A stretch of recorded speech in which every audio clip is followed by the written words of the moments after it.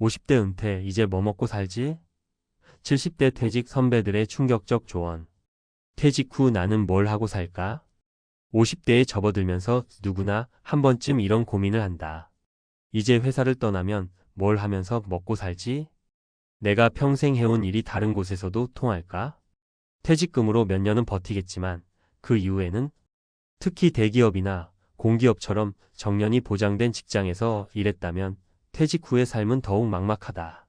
직장에서는 하루하루 정해진 일정이 있고 할 일이 있었지만 은퇴 후에는 그 틀이 사라진다. 문제는 사람들은 막상 퇴직하고 나면 은퇴 후에도 할 일이 많겠지라고 막연히 생각했다가 현실을 맞닥뜨리고 나서야 당황한다는 것이다. 그렇다면 이미 70대가 된 선배들은 어떻게 살고 있을까?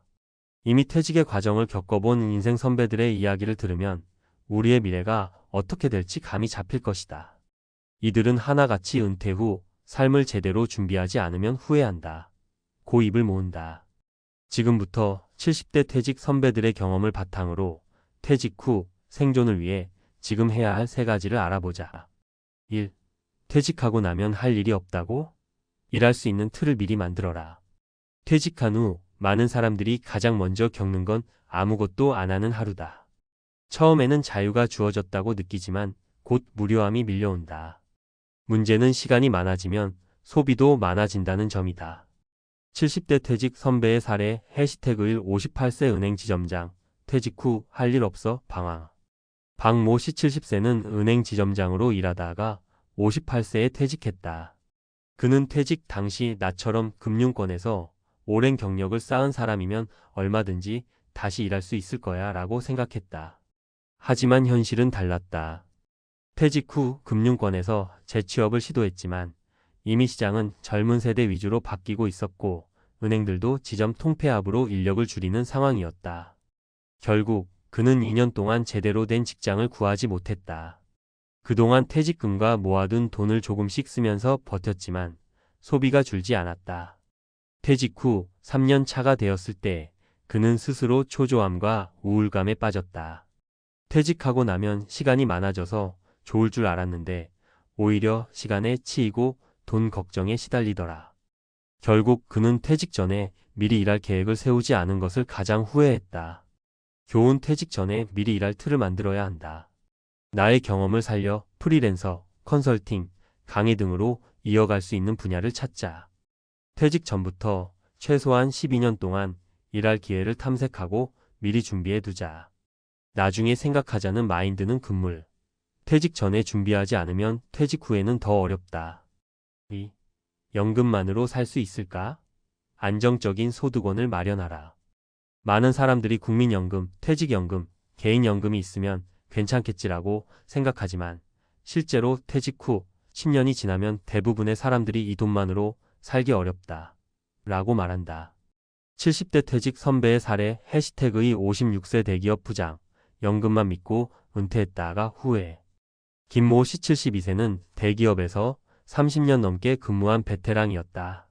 그는 56세에 퇴직했을 때 국민연금과 퇴직연금 그리고 개인연금까지 있으면 충분하겠지라고 생각했다. 하지만 막상 은퇴 후 살아보니 연금만으로 생활하기엔 부족했다. 고정비만 해도 한 달에 250만 원이 넘는데 연금으로 들어오는 돈은 200만 원 남짓이었어. 처음엔 좀 줄이면 되겠지 했는데 결국 부족한 돈을 채우려면 일해야 하더라고. 그는 결국 퇴직 후 5년 차에 지인의 추천으로 작은 창업을 시작했다. 하지만 퇴직 전에 미리 경험해보지 않은 창업이라 시행착오를 겪으며 많은 돈을 날렸다. 교훈: 퇴직 전에 소득원을 미리 만들어야 한다. 연금만 믿지 말고 소규모 사업, 부동산 임대, 온라인 강의, 자격증 활용 등으로 추가 수입을 만들자. 퇴직 전에 미리 경험해보고 실패를 겪어보는 것이 중요하다. 퇴직 후 급하게 새로운 일을 시작하면 실패 확률이 높다. 3. 사람이 없으면 더 빨리 늙는다. 사회적 관계를 유지하라. 퇴직 후 가장 빠르게 망가지는 사람들의 공통점은 혼자 있는 시간이 많아지면서 외로움과 우울감에 빠지는 것이다. 70대 퇴직 선배의 사례 해시태그 3 60세 공무원 친구들과의 관계가 끊어지면서 우울증에 빠지다. 정모 씨 75세는 공무원으로 35년을 근무했다. 평소 동료들과 친하게 지냈고 매일 술자리도 많았다. 하지만 퇴직 후 연락이 뜸해지면서 점점 혼자 있는 시간이 많아졌다. 퇴직하면 자유롭게 살 줄 알았는데 막상 나가서 만날 사람이 없더라. 전화가 안 오면 하루 종일 말 한마디 안 하는 날도 많았어. 결국 그는 퇴직 후 3년 차에 우울증을 앓았고 병원 치료까지 받았다. 하지만 그는 70대에 접어들면서 마음을 바꿨다. 그냥 집에 있으면 늙는 거더라고. 그래서 용기를 내서 퇴직자 모임에도 나가고 취미 활동도 시작했어. 그러다 보니 다시 활력이 생겼어. 좋은 사람들과의 관계를 유지하라. 퇴직 전에 동호회, 지역 모임, 봉사활동 등 커뮤니티를 만들어라. 은퇴 후에도 계속해서 새로운 사람을 만나고 사회적 활동을 해야 한다. 혼자 있으면 더 빨리 늙는다. 결론 퇴직 후에도 삶은 계속된다. 퇴직은 끝이 아니다. 오히려 새로운 삶의 시작이다. 하지만 아무런 준비 없이 퇴직을 맞이하면 현실은 가혹하다. 퇴직 전에 꼭 해야 할 3가지. 일할 수 있는 틀을 미리 만들어라. 연금만 믿지 말고 추가적인 소득원을 준비하라. 사회적 관계를 유지하며 활동적으로 살아라. 이제 당신은 어떤 준비를 하고 있는가? 늦었다고 생각될 때가 가장 빠른 때다. 지금부터라도 준비하자. 퇴직 후에도 계속 살아가야 한다. 그 다음은? 지금까지 살펴본 것처럼 퇴직 후에는 일, 소득, 관계 이 3가지가 필수적이다. 그렇다면 이제 다음 질문이 자연스럽게 떠오른다. 그렇다면 은퇴 후에는 어디에서 어떤 방식으로 살아야 할까? 돈을 아끼면서도 풍족한 삶을 살 수 있는 방법은 없을까? 건강을 유지하면서 오래 행복하게 살려면 어떻게 해야 할까? 많은 사람들이 퇴직 후에도 수입을 만들고 사람들과 어울리는 방법을 고민하지만 은퇴 후 삶의 가장 중요한 요소는 삶의 질이다. 돈을 아끼며 살기만 하면 우울해질 것이고 무조건 소비를 늘리면 오래 살수록 경제적으로 힘들어진다. 결국 돈, 건강, 삶의 균형을 어떻게 맞추느냐가 관건이다. 이번에는 70대 퇴직 선배들이 후배들에게 강조하는 퇴직 후 삶을 잘 꾸려가는 필수 요소를 알아보자. 1. 퇴직 후 어디에서 살 것인가? 당신의 생활비가 결정된다. 많은 사람들이 은퇴 후 가장 먼저 고려하는 것은 집을 유지할 것인가, 옮길 것인가다. 퇴직 전까지는 서울이나 수도권, 대도시에서 직장 가까운 곳에 살지만 막상 퇴직 후에는 주거비, 생활비, 환경이 완전히 다른 문제로 다가온다. 70대 퇴직 선배의 사례 해시태글 62세 대기업 퇴직자 서울을 떠나기로 결정. 이모 씨 72세는 62세의 대기업에서 퇴직했다. 퇴직 당시 그는 서울 강남에 살고 있었지만 한 달 생활비가 400만 원 이상이 들었다. 퇴직하고 나서야 알았지. 내가 여기에 있을 이유가 없다는 걸. 퇴직 후 2년간 생활해보니 연금과 약간의 사업 소득으로는 서울 생활이 너무 부담스러웠다. 결국 그는 경기도 외곽으로 이사했고 월 250만 원 정도면 충분한 생활이 가능해졌다. 그는 퇴직 후 생활비를 줄이면서도 삶의 질을 유지할 수 있는 방법을 택했다. 퇴직 후 주거 선택 시 고려해야 할 점. 생활비를 줄이는 것이 우선이다. 주거비, 식비, 교통비를 고려해 비용이 적게 드는 곳을 찾자. 너무 외진 곳으로 가면 사회적 관계가 단절될 위험이 있다. 혼자 사는 경우는 더욱 신중해야 한다. 편리한 의료시설과 교통이 있는 곳을 선택하는 것이 중요하다. 2. 은퇴 후 소비 습관을 어떻게 바꿀 것인가? 돈을 쓰는 방식이 삶을 바꾼다. 퇴직 후에도 돈을 버는 것은 중요하지만 더 중요한 것은 돈을 어떻게 쓰느냐이다. 은퇴자들의 가장 흔한 실수는 퇴직 초기에 소비를 줄이지 않고 직장 다닐 때와 똑같이 쓰는 것이다. 70대 퇴직 선배의 사례 해시태그의 60세 공무원 퇴직 후 생활비 조절 실패. 김모 씨 75세는 공무원으로 정년 퇴직했다. 그는 퇴직 후에도 월 300만 원 이상 소비하는 습관을 바꾸지 못했다. 난 연금이 있으니까 괜찮을 줄 알았지. 그런데 몇 년 지나니까 돈이 빠르게 줄어들더라. 퇴직 후에도 외식, 골프, 쇼핑을 줄이지 않다 보니 5년 만에 여유 자금이 거의 바닥났다. 결국 그는 68세에 다시 일을 찾았지만 일할 기회가 많지 않아 상당히 힘들었다.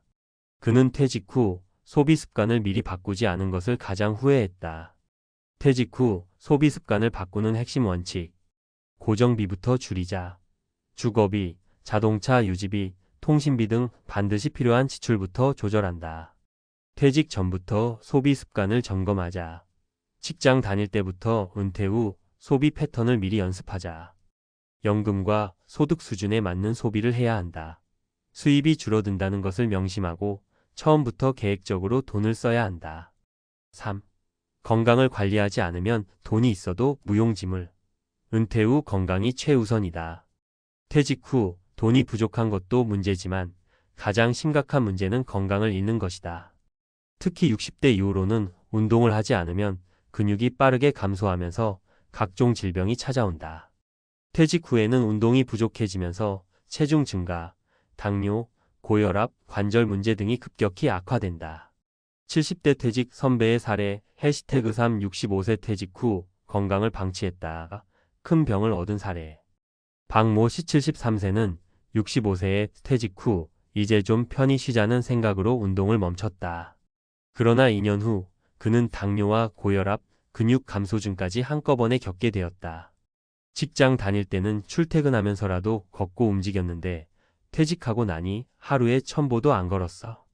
그러다 보니 살찌고 건강도 나빠지더라고. 그는 결국 병원 치료를 받으면서 뒤늦게 운동을 시작했지만 이미 건강이 상당 부분 나빠진 상태였다. 퇴직 후 건강을 방치하면 의료비 부담도 커지고 삶의 질도 급격히 하락한다. 퇴직 후 건강관리의 핵심. 매일 최소 30분 이상 걷기, 근력 운동을 병행하자. 하루 종일 앉아있는 생활을 피하고 몸을 계속 움직이자. 건강한 식습관을 유지해야 한다. 은퇴 후에는 특히 과식과 가공식품을 피하는 것이 중요하다. 퇴직 후에도 활동적인 취미를 가져야 한다. 단순한 운동이 아니라 등산, 테니스, 수영 등 재미있는 운동을 지속해야 한다. 결론 퇴직 후 삶의 질을 높이는 3가지 핵심 원칙. 퇴직 후 어디에서 살 것인가? 생활비가 결정된다. 소비 습관을 바꾸지 않으면 금방 돈이 바닥난다. 건강을 잃으면 돈이 많아도 무용지물이다. 지금 50대라면 이미 퇴직을 준비해야 하는 시점이다. 나중에 준비해야 지라는 생각은 위험하다. 퇴직 후에도 후회 없이 살아가려면 지금부터 철저한 계획이 필요하다. 지금 당신은 어떤 준비를 하고 있는가? 퇴직 후에도 만족스러운 삶을 살기 위해 지금부터 하나씩 실천해보자. 여러분 혹시 은퇴 후 삶을 상상해 보신 적 있으신가요? 보통은 일에서 해방되면 여유로운 일상을 보내겠지? 하고 꿈꾸기 마련이죠. 매일 아침 늦잠도 자고 원하는 취미 활동도 하면서 여행도 실컷 다니고. 어쩌면 그렇게 낙관적으로 생각하는 분들이 많을 거예요. 그런데 은퇴 직전 혹은 막상 은퇴를 하고 나면 마음이 오히려 복잡해지고 불안감도 올라오는 경우가 꽤 많습니다. 왜냐면 우리가 노후라고 하면 막연하게 연금만 잘 받으면 되겠지라는 생각을 하곤 하지만 실제 생활비나 건강, 가족 상황 등은 각자 처지에 따라 다 다르거든요. 오늘은 매달 연금 300만 원을 받게 된 65세에 퇴직한 전직 경찰관 이야기를 해보려고 해요. 300만 원이라면 결코 적은 금액은 아닌데도 그분이 오히려 삶이 더 팍팍해졌다고 고백했다는 겁니다. 아니, 매달 300만 원씩 받으면 꽤 괜찮은 편 아닌가? 하고 생각하는 분들도 계실 텐데요. 막상 현실은 조금 다르다고 합니다. 비단 이분만의 이야기가 아니라 많은 은퇴자가 공감할 만한 내용일 수도 있죠. 그렇다면 무엇이 문제일까요? 왜 매달 나오는 연금이 있어도 삶이 팍팍할까요? 단순히 돈의 액수만으로는 설명할 수 없는 은퇴 후의 현실이 있습니다. 그리고 그 현실에는 기대했던 것과 전혀 다른 변수가 숨어 있기도 하죠. 오늘은 이 이야기를 통해 우리 모두가 은퇴 준비와 은퇴 후의 삶을 좀 더 현실감 있게 그려볼 수 있었으면 좋겠습니다. 본론 마이너스 정보성 에세이. 사실 퇴직 후에 매달 300만 원이 생긴다면 예전에는 꽤 괜찮은 수준이라 여겨졌어요. 그런데 왜 점점 퇴직 이후가 팍팍하다는 말이 나오고 있을까요? 여기에는 물가 상승, 주거비, 의료비 등 다양한 요소들이 있습니다. 예전만큼 300만 원의 가치가 높지 않다는 점이 가장 큰 요인이죠. 거기에 더해 은퇴 후에는 소득이 고정적이거나 혹은 점점 줄어드는 추세인데도 지출은 계속 늘어나는 역설적인 상황이 발생하기도 합니다. 근무하던 시절에는 어떤 일이 생기면 다음 달 월급이라는 든든한 백업이 있었지만 이제는 그렇지 않습니다. 매달 고정적으로 들어오는 돈이 있어도 갑작스럽게 큰 병원비가 들거나 혹은 자녀에게 경제적 지원을 해야 할 일이 생기면 한 달 예산이 무너지고 그 부담이 고스란히 다음 달로 이어지게 되죠. 그래도 300만 원이면 적지 않다고 말할 수도 있겠지만 주택 대출 상환이 남아있거나 본인이 아프거나 자녀가 아직 자리 잡지 못해 도와줘야 한다면 이야기가 달라집니다. 그리고 무엇보다도 사람은 퇴직 후에 곧바로 내가 하고 싶은 일을 찾아 못하면 공허해질 수 있어요. 단순히 돈 문제만이 아니라 은퇴자의 마음속에 자리 잡은 정체성 상실이 삶의 질을 떨어뜨릴 수 있습니다. 직장 생활을 할 때는 경찰이라는 호칭이 있었고 나름의 자부심과 책임감이 함께했잖아요. 막상 퇴직하고 나니 그 오랜 습관과 정체성을 잃어버리면서 무기력해지고 사회와 단절된 느낌을 받게 될 수 있죠. 그런 심리적 요인들 역시 생활을 팍팍하게 느끼는 큰 이유가 됩니다. 그러다 보니 연금 300만 원이면 노후 걱정 끝이라는 공식은 성립하지 않게 됩니다. 실제로 살아보면 생각보다 지출이 많고 예상치 못한 사건 사고들이 찾아오니까요. 체력은 예전 같지 않아서 병원 갈 일도 늘어나는데 건강보험료나 약값부터 시작해 필요하면 건강보조식품도 챙겨 먹어야 하잖아요. 또 의외로 은퇴 후 문화생활비도 꽤 들 수 있습니다. 여행이나 취미활동은 무료가 아니고 오히려 이제 쉬니까 한번 가볼까 하는 마음에 더 많은 지출이 생길 수도 있어요. 사례 1. 자녀 지원이 너무 커요. 첫 번째 사례로 실제로 자녀가 취업을 늦게 하거나 결혼을 준비 중이라면 부모가 일정 부분 지원해야 하는 경우가 있습니다.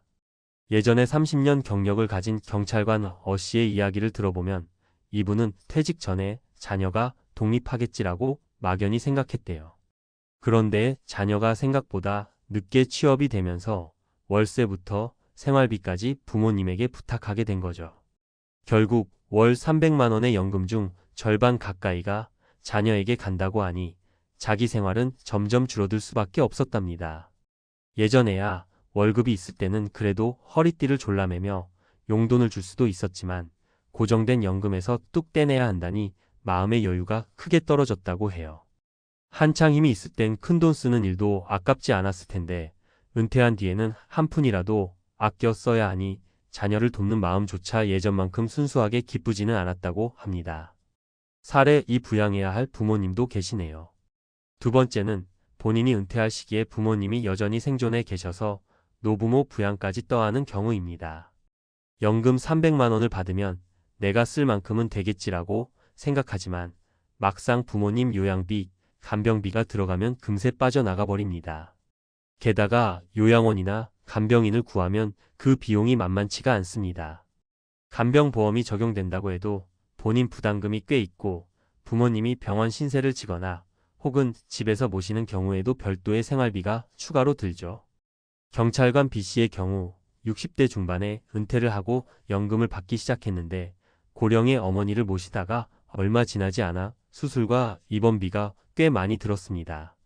한 달 예산을 초과하니 결국 본인도 병원비 대출을 알아봐야 하는 지경까지 몰렸다고 해요.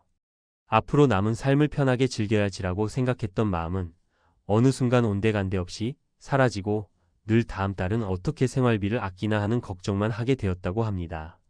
사례 3. 돌발적인 건강 문제. 이런 비용이 들 줄은 몰랐어요. 마지막 세 번째는 건강 문제로 인해 갑자기 큰 돈이 들어가는 상황입니다. 65세쯤 되면 아무리 평소에 운동을 열심히 하고 관리한다고 해도 예상치 못한 질병이나 사고가 생길 수 있어요. 경찰관 생활을 오래 하면 과거나 현재나 스트레스가 상당했을 텐데요. 잠깐 치료받고 넘길 일이라고 생각했는데 알고 보니 수술이 필요한 질환이 발견될 수도 있습니다. C씨도 평소에 허리 통증이 좀 있어도 크게 대수롭지 않게 넘겼는데 퇴직 후에 검진을 받아보니 디스크 수술이 필요하다고 판정되었대요. 수술비야 어느 정도 준비했다고 쳐도 문제는 재활 과정입니다. 재활치료비나 도수치료, 물리치료 등을 포함하면 제법 비용이 들고 이동이 불편하면 대중교통 대신 택시를 자주 타야 하기도 해요. 이런 식으로 하나만 아파도 생활 패턴이 크게 바뀐다는 점이 바로 은퇴자의 삶을 흔드는 무서운 변수입니다. 더 나은 노후를 위해 필요한 것들. 사실 연금 액수만 많다고 해서 노후가 마냥 행복해지는 건 아니에요. 물론 기본적인 경제적 지원은 정말 중요하지만 그 돈을 어떻게 관리하고 또 내 마음가짐과 건강을 어떻게 챙기느냐가 더 중요할 수 있습니다. 그리고 내가 살아가는 공간과 사람들과의 관계도 굉장히 큰 영향을 미칩니다. 은퇴 전에 미리 취미를 찾아놓거나 지역사회나 자원봉사 같은 활동에 적극적으로 참여하는 것도 심리적 사회적 건강을 유지하는 비결이죠. 그래야 일상에서 얻는 만족감이 커지고 경제적인 부분에서 오는 부담감도 어느 정도 해소할 수 있습니다. 또 개인마다 다르지만 가능하다면 은퇴 후에도 가벼운 일자리를 갖는 것도 좋습니다. 꼭 생계형이 아니라도 본인의 경력을 살리거나 취미를 확장하는 형태로 소소한 수입을 올릴 수 있다면 금전적, 정신적 여유 모두에 긍정적이니까요. 퇴직 전에 나는 정말 퇴직 후 어떤 삶을 살고 싶은가? 어떤 부분에서 돈이 더 들고 또 절약이 가능한가? 등의 계획을 구체적으로 세워놓는 게 매우 중요합니다. 특히 자녀나 부모님을 부양해야 하는 상황이 예정되어 있거나 건강 문제를 겪을 가능성이 크다면 더 철저하게 대비가 필요합니다. 맺은 말. 어쩌면 월 300만 원 연금이면 충분하겠다. 라고 생각하던 우리에게 오늘 이야기는 좀 충격적일 수도 있어요. 65세 퇴직 경찰관이 겪는 현실이 곧 내 미래가 될 수도 있다는 생각에 어쩐지 마음 한구석이 불안해지기도 합니다. 하지만 은퇴 준비를 지금부터 제대로 해둔다면 그 불안감을 줄이고 더 나은 노후를 맞이할 수도 있겠죠. 안 되면 어떡하지라는 막연한 두려움 대신 미리 체계적으로 연금 외의 저축이나 투자, 보험 가입 상태, 주거, 환경, 건강관리 계획 등을 마련해 둬야 할 겁니다. 그리고 가장 중요한 건 마음가짐입니다. 은퇴 후의 삶이 팍팍하게 느껴지는 건 단순히 돈 때문만은 아니라는 사실, 우리가 놓쳐서는 안 되겠죠. 누구나 은퇴 후에는 더 이상 현역이 아닐지 몰라도 그 시간에 맞는 새로운 활동과 즐거움을 찾는 노력이 필요합니다. 돈은 그 과정에서 매우 중요한 수단이지만 결국 삶의 질은 우리가 스스로 얼마나 의미 있는 생활을 찾아가느냐에 달려 있거든요. 결국 은퇴 준비란 단순히 계좌에 얼마가 찍혀 있느냐를 넘어선 문제입니다. 경제적 안정성을 갖추고 내 인생을 좀 더 풍요롭게 만들어줄 활동을 찾아보세요. 그리고 나를 둘러싼 가족, 지인들과의 관계에서 어떤 감정적, 정서적 지지와 도움을 주고받을 것인지도 계획해 두시길 권합니다. 아직 은퇴가 멀게 느껴지더라도 하루아침에 모든 게 달라지진 않으니까요. 조금씩 준비해두면 은퇴 이후에도 스스로에게 당당할 수 있을 겁니다. 추가로 은퇴 후 소일거리나 제2의 직업을 찾는 것도 적극적으로 고민해보세요. 요즘은 신중년을 위한 직업도 많아지고 있고 작은 가게를 운영하거나 강의를 하는 등으로 이전과는 다른 재미와 보람을 찾는 분들이 늘고 있습니다. 중요한 건 내가 어떻게 변하고 어떤 삶을 만들어 가느냐겠죠. 결코 쉽진 않겠지만 그만큼 내 인생을 주도적으로 설계하고 완성해가는 보람도 함께 느낄 수 있을 거예요. 그러니 혹시 지금 당장은 내게 은퇴라는 건 아직 먼 미래라거나 난 연금이 충분할 거야 라고 생각하고 계시다면 오늘 사례들을 통해 경각심을 가져보셨으면 좋겠어요. 막상 내 차례가 오면 이미 늦었을지도 모르니까요. 우리 모두가 돈과 건강, 그리고 삶의 의미까지 균형 있게 잡아가며 은퇴 후에도 계속 이어질 제2의 인생을 잘 누렸으면 좋겠습니다. 퇴직 후 3억 모았는데 61세 학원 원장의 은퇴 망했다. 고백.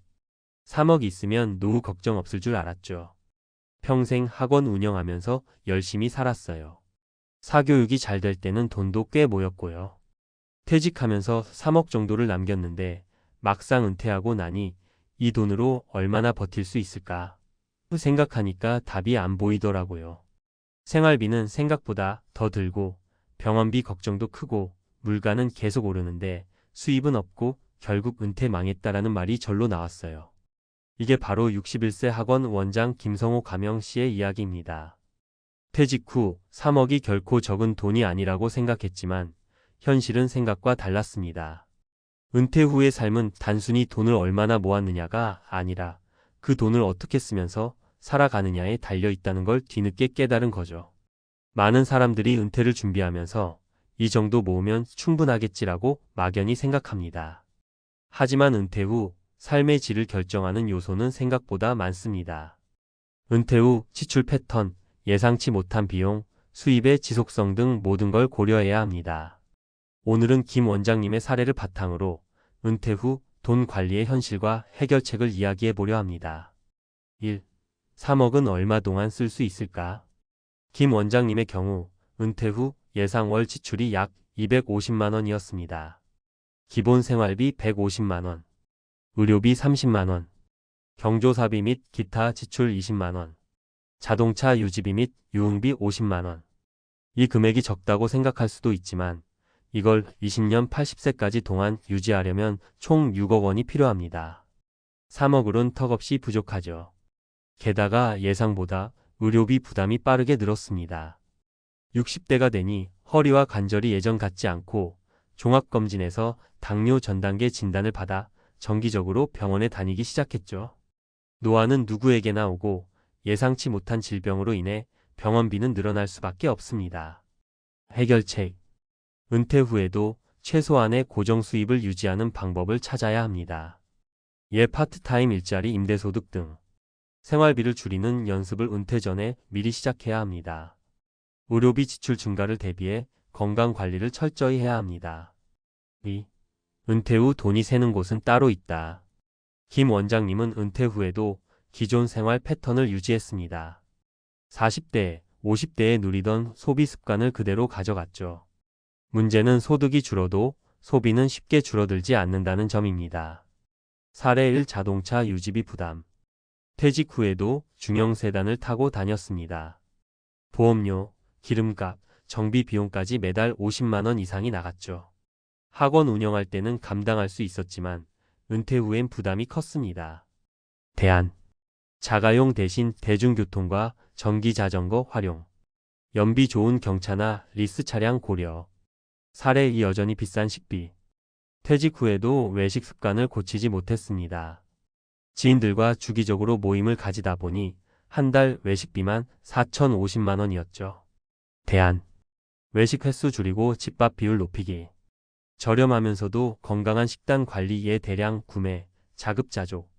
사례 3. 경조사비 앤드 가족 지출. 퇴직 후에도 주변 경조사에 신경 쓰다 보니 한 달에 2,030만 원이 경조사비로 나갔습니다. 게다가 손주들에게 용돈을 자주 주다 보니 예상보다 돈이 빨리 줄었습니다. 대안. 경조사비 지출을 정해진 예산 안에서 관리. 가족 지원은 가능한 범위 내에서만. 3. 은퇴 후에도 돈 버는 시스템이 필요하다. 은퇴 후 자산을 유지하는 가장 좋은 방법은 수입이 완전히 끊기지 않도록 만드는 것입니다. 사례 1. 온라인 강의 개설. 김 원장님은 학원 운영 경험을 살려 온라인 강의를 개설했습니다. 월 5만 100만 원의 추가 수입이 생기면서 생활비 부담이 줄었습니다. 사례 2. 작은 월세 수입 만들기. 퇴직 후 쓰지 않는 방을 월세로 내놓았더니 매달 40만 원이 들어왔습니다. 은퇴 후엔 작은 돈이라도 꾸준히 들어오는 것이 중요합니다. 사례 3. 자영업보다 쉬운 소규모 투자.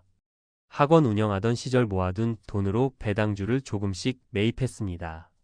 배당금으로 연간 300만 원 정도 추가 소득이 생겼죠.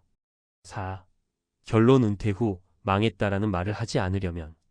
은퇴 후 망했다라고 느끼지 않으려면 1. 생활비를 줄이고 2. 돈이 새는 구멍을 막고 3. 추가 수입을 만들 수 있는 시스템이 필요합니다. 퇴직 후 3억, 이렇게 하면 20년을 버틸 수 있다. 소비 습관 바꾸기, 생활비 절반 줄이기, 자동차, 외식, 경조사비 절감. 추가 수입 만들기, 온라인 강의, 월세 수입, 소규모 투자 활용. 건강관리 철저히, 의료비 증가, 대비, 운동식단 관리. 3억 있으면 충분하지 않을까? 라는 착각을 버리고 은퇴 후에도 경제적으로 지속 가능한 삶을 설계하는 것이 중요합니다. 은퇴는 끝이 아니라 새로운 시작입니다. 현명한 소비와 작은 수입을 꾸준히 유지한다면 3억으로도 충분히 행복한 은퇴 생활을 보낼 수 있습니다. 은퇴 후에도 돈은 예상보다 더 빨리 사라진다. 이전 글에서 살펴봤듯이 김 원장님은 퇴직 후 3억 원을 가지고 은퇴 생활을 시작했지만 예상보다 빠른 속도로 자산이 줄어들면서 불안감을 느꼈습니다. 그렇다면 단순히 생활비를 줄이고 소득을 창출하는 것만으로 은퇴 후 경제적 불안을 완전히 해결할 수 있을까요? 아쉽게도 그 정도로는 부족합니다. 은퇴 후 안정적인 경제를 유지하려면 돈이 줄어드는 속도를 조절하는 법과 예측할 수 없는 위기에 대비하는 법을 반드시 알아야 합니다. 이번 글에서는 돈을 지키는 법과 노후 재정을 과학적으로 운영하는 방법을 심층적으로 알아보겠습니다. 1. 평균 수명 증가. 은퇴 자금은 과연 얼마나 필요할까? 과거에는 60대 후반이 되면 건강이 급격히 나빠지고 70대 초반이면 기대 수명이 끝나는 경우가 많았습니다. 하지만 현대의학의 발달과 생활습관 개선으로 인해 100세 시대라는 말이 현실이 되었습니다. 통계 근거. 2023년 OECD 보고서에 따르면 한국인의 평균 기대 수명은 83.5세로 세계 최상위권.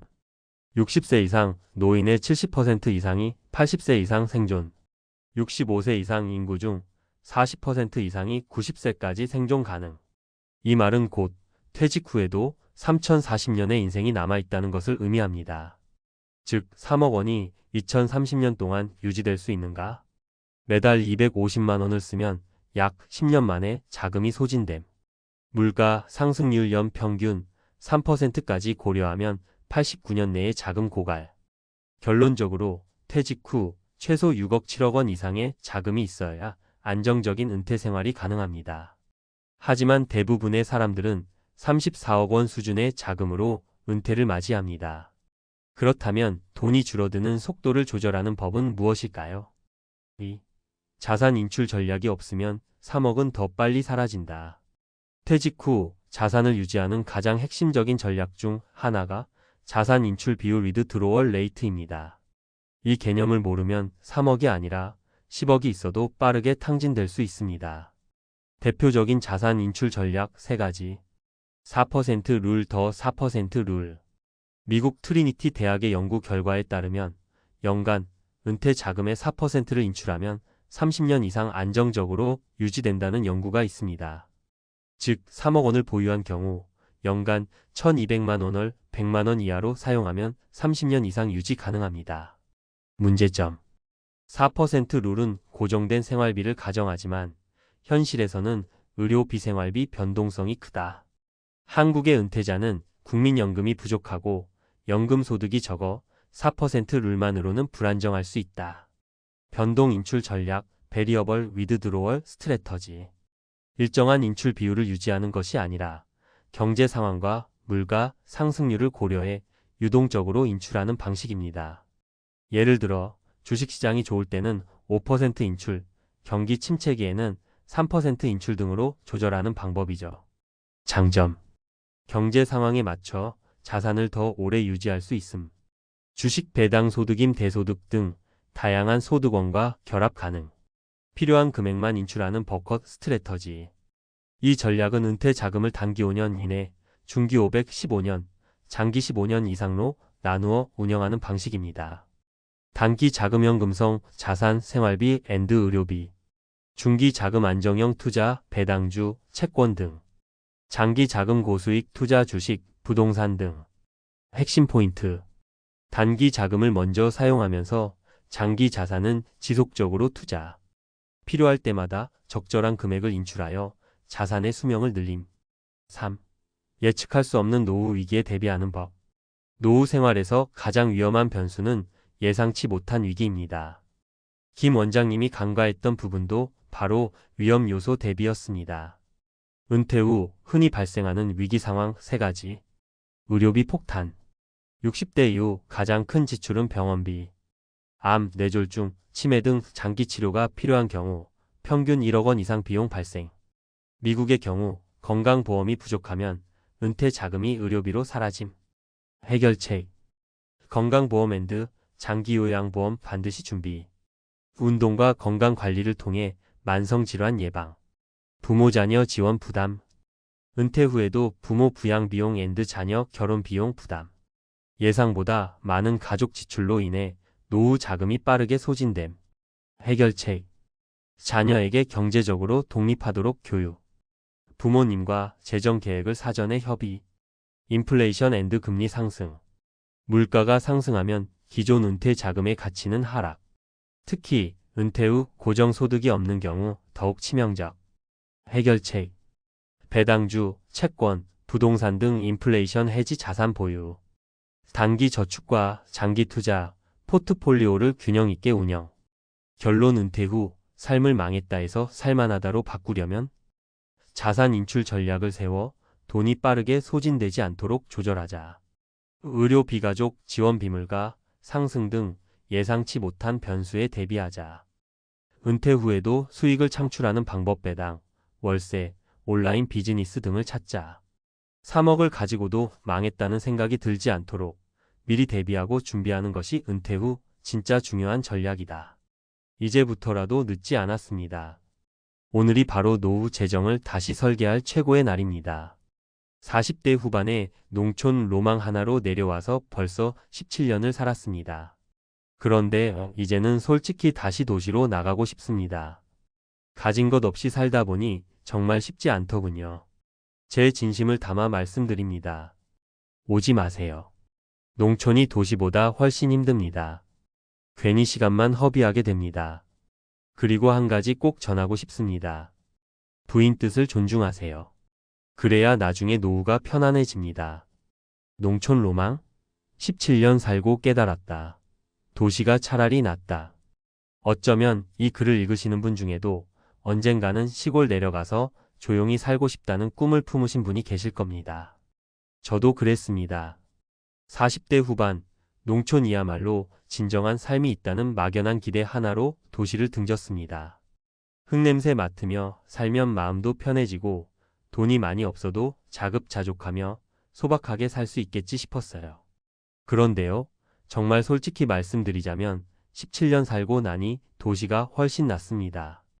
이게 그냥 푸념이 아니라 실제로 살면서 몸으로 부딪히고 깨달은 진심 어린 고백입니다. 오지 마세요. 시간만 버립니다. 이 말을 농담처럼 가볍게 한 게 아닙니다. 왜냐하면 농촌 생활이 주는 현실적인 어려움은 생각보다 훨씬 크거든요. 사람들이 흔히 노후엔 시골로라고 하는 이유는 도시가 너무 비싸고 복잡하고 피곤하기 때문이죠. 그래서 야, 시골은 집값도 싸고 공기 좋고 스트레스 없이 살 수 있어 하고 쉽게들 이야기합니다. 하지만 살림이든 인간관계든 병원이든 교통이든 돈이든 전부 다 도시보다 힘든 구석이 있습니다. 제가 살면서 경험한 걸 중심으로 3가지 사례를 들어 말씀드려 볼게요.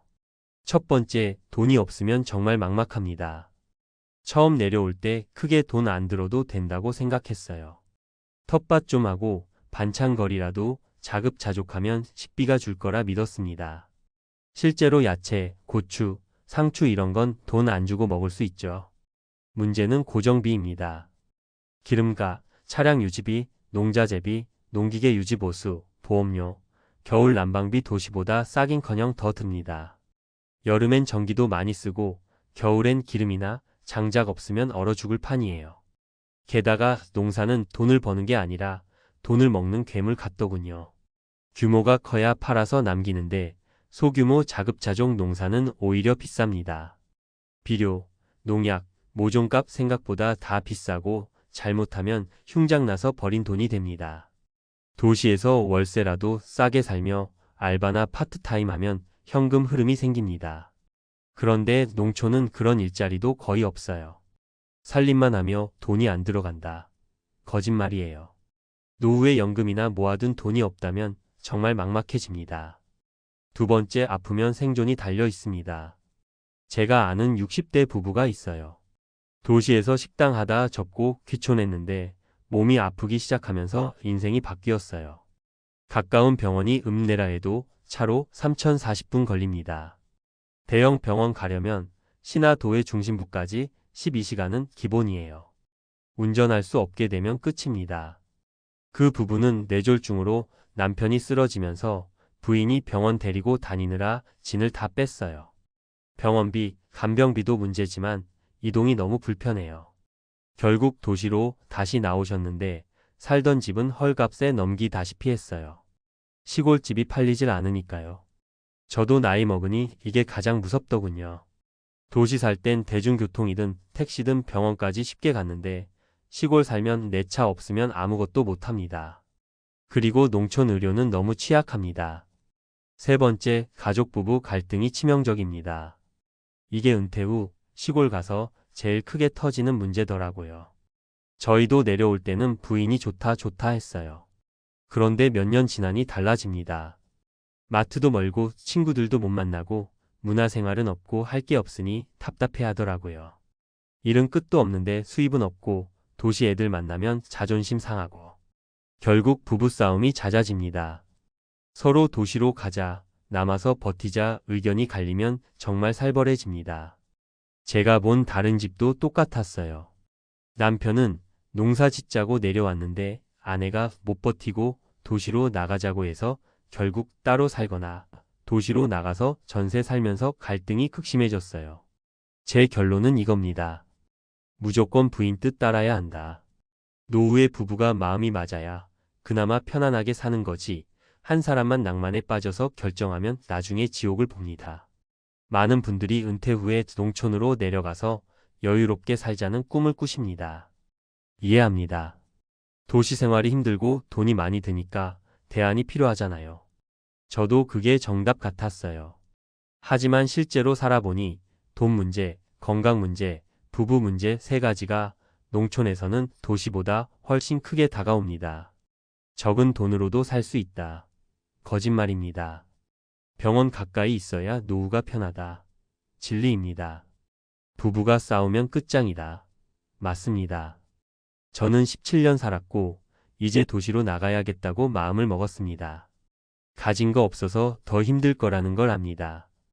하지만 시골 살면서 허비한 시간만큼은 돌이킬 수 없더라고요. 그래서 진심으로 이야기합니다. 농촌 내려가서 살고 싶으신 분들 다시 한번 생각해 보세요. 이건 말리는 게 아닙니다. 그냥 진실을 전하는 겁니다. 특히 남자분들 로망은 접으세요. 부인 뜻이 제일 중요합니다. 부인이 싫다고 하면 가지 마세요. 나중에 후회하는 건 다 당신 몫입니다. 노후는 둘이 마음 맞춰서 사는 게 전부예요. 혼자 낭만 찾다가 혼자 외로워지고 싸움만 남는 게 농촌 생활의 현실입니다. 제 얘기가 너무 삭막하게 들릴 수도 있겠지만 거짓 없이 진심으로 전합니다. 오지 마세요. 도시가 차라리 낫습니다. 17년 살고 깨달은 제 결론입니다. 지금 이 글을 읽으시는 분이 나중에 그때 저 사람 말이 맞았구나 하고 후회하지 않으시길 진심으로 바랍니다. 이번에는 농촌 로망? 17년 살고 깨달았다. 도시가 차라리 낫다라는 주제를 아까 드린 진솔한 경험담에 이어 전문가적 시각에서 한층 구체적이고 실용적으로 풀어보겠습니다. 제가 말하는 전문가적 시각은 무슨 대학 연구소 발표 같은 딱딱한 것이 아니라 실제 농촌 귀촌 컨설팅을 하거나 지역 소멸 연구, 귀농 귀촌 지원센터에서 현장에서 일하는 전문가들이 공통으로 지적하는 현실적 문제점과 팁을 담아서 설명드리는 겁니다. 먼저 꼭 강조하고 싶은 게 있습니다. 농촌 이주 준비는 여행 준비가 아닙니다. 많은 분들이 농촌에 내려갈 때 이사 준비만 합니다. 이사 갈 집 고르고 짐 줄이고 생활비 줄일 계획 세우죠. 그런데 진짜 준비해야 할 것은 장기 생계 계획, 건강관리 계획, 가족 합의 이 세 가지입니다.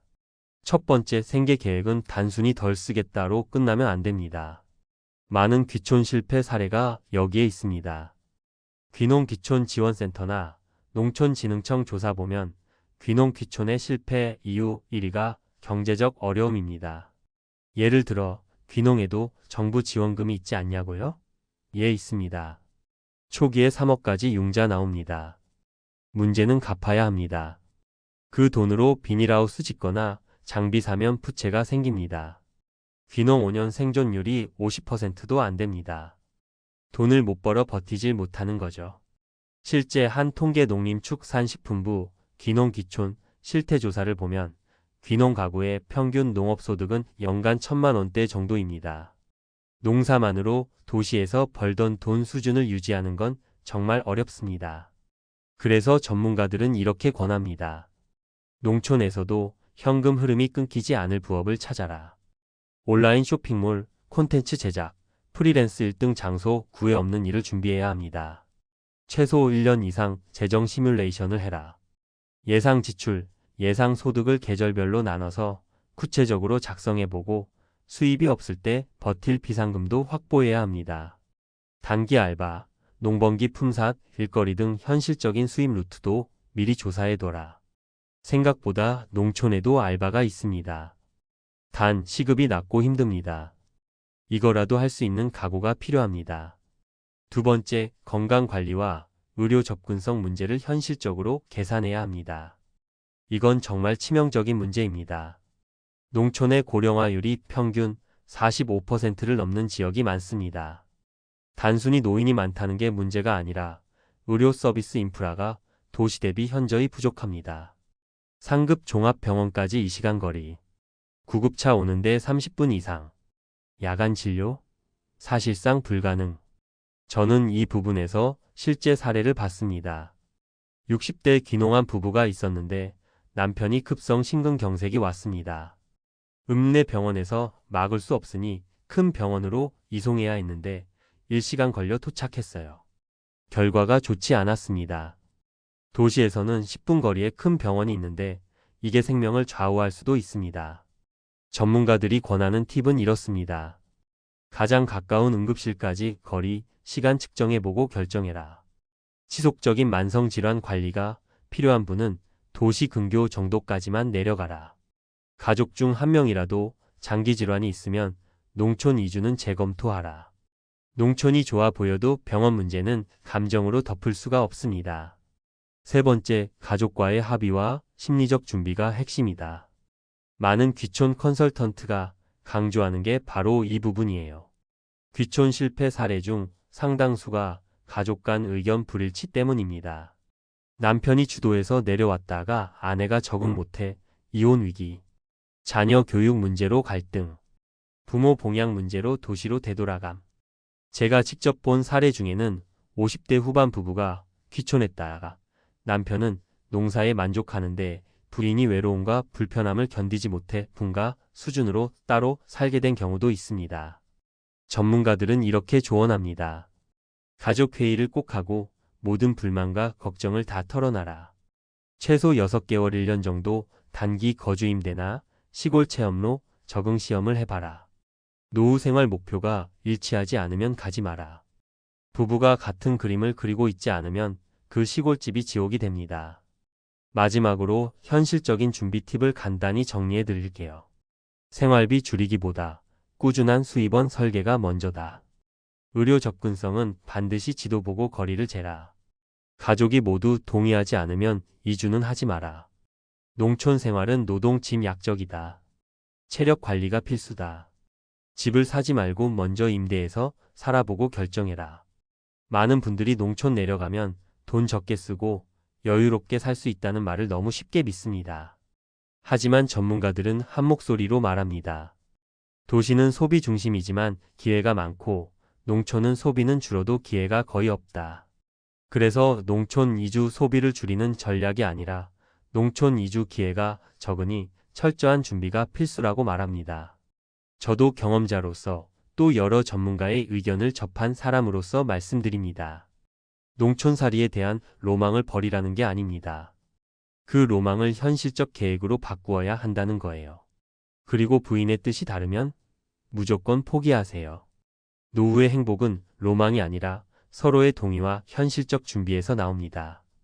이 글을 읽으신 분이 나중에 그때 준비하길 잘했다고 하시길 진심으로 바랍니다.